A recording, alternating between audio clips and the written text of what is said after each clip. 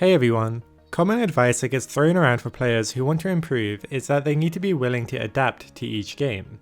This is good advice, and we say it here at Skillcapped often because there is never a set way to play the game that will work every time without fail, so sometimes you will inevitably be forced to adapt. The problem here is that adapting is a pretty vague buzzword, and that doesn't really get covered much for how important it really is. Adapting can range from how you make your runes to how you build your champion in-game, to even how you actually play within the game, and everything in between. In this video, we'll go over a replay from Deft in Korean Challenger solo queue and see just how much he adapts his play within a single game. We'll analyze why he does what he does and really get a grasp for what adaptation really means. Alright, so there's a lot of things to talk about for just the first few minutes of gameplay, so we'll quickly go over Deft's matchup and then get right into the replay. Deft is playing Lucian with Yuumi support against Kalista and Fiddlesticks. This matchup is a bit odd and is definitely not seen often, but there are some obvious things that we can take away from it. First is that Kalista and Fiddle have deceptively good all-in potential, with Fiddle being able to flash Fear into silence to keep someone locked down, long enough for Kalista to chase for a rend execute. On the other hand, Lucian and Yuumi have a deceptively weak all-in and skirmish ability. Even though Lucian is traditionally seen as a strong early game trading champion, Yuumi just doesn't have the ability to keep up in early fights. We'll get into exactly what this all means as we encounter it within the replay, so let's jump into it. Immediately before the lane even starts, we can see that Deft took Cleanse on Lucian. We've stressed this before, but the best AD carry players in the world typically switch between heal, teleport and cleanse, with heal being generally good in almost every situation, while teleport is insanely beneficial in certain lanes where all-ins are less likely to happen and heal is less necessary. And finally, cleanse is sometimes essential to take when the enemy team has crucial crowd controls that can't be avoided. For example, old Galio Flash Taunt, yep, rest in peace Galio, Twisted Fate Stun, Sejuani ult, and even Fiddle Fear are some of the many crowd controls that you would have to consider taking Cleanse against. The reason that Deft took Cleanse this game is simply because of Fiddle's Fear. This decision is made a bit easier because he has a Yuumi support, which could easily take heal herself, and is a super safe pick that won't look to all in regardless of summoners. All of these reasons make heal just a bit less enticing than normal, while cleanse feels necessary here due to the all-in power of the enemy bot lane that we covered earlier.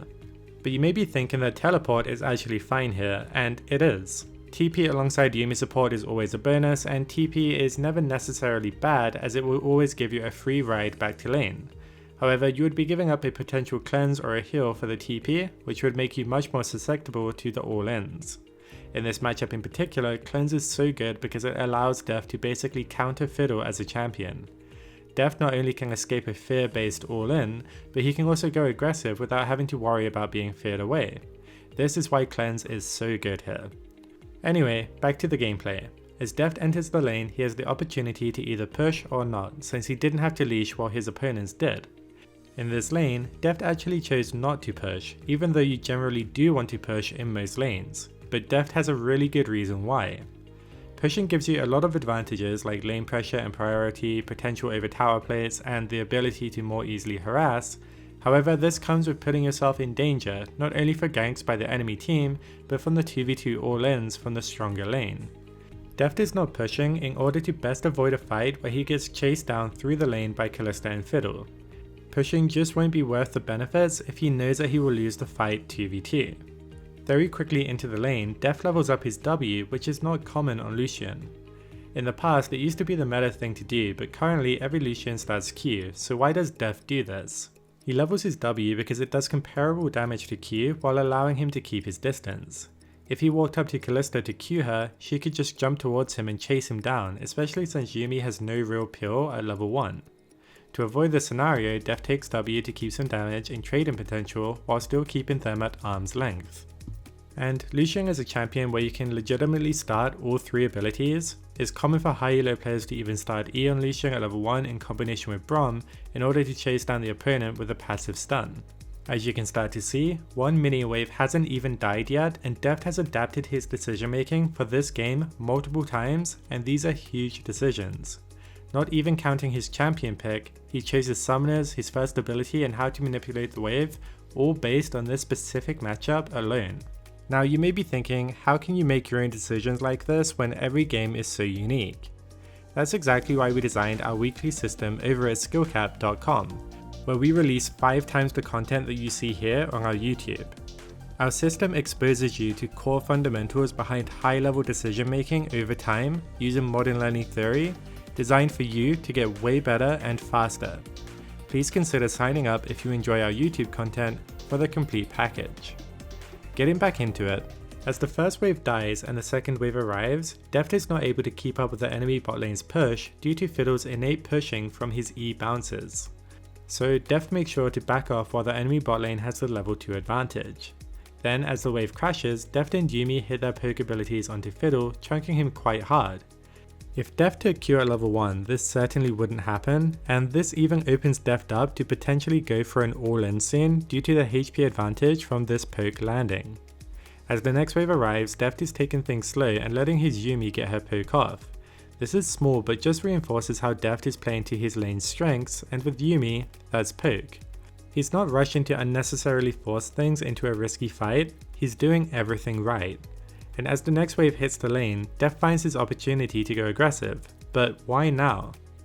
There are a few good reasons. First, he has a health advantage, which obviously helps in all-ins. Another reason is that the enemy bot lane is positioning very scared prior to him going in, with Kalista far behind Fiddle.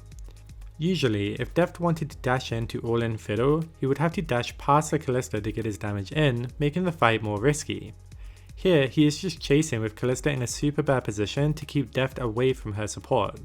On top of all this, Deft just used his E a few seconds before, and Yuumi's Q was available to set up a slow for Deft to follow up on. Let's see how it goes.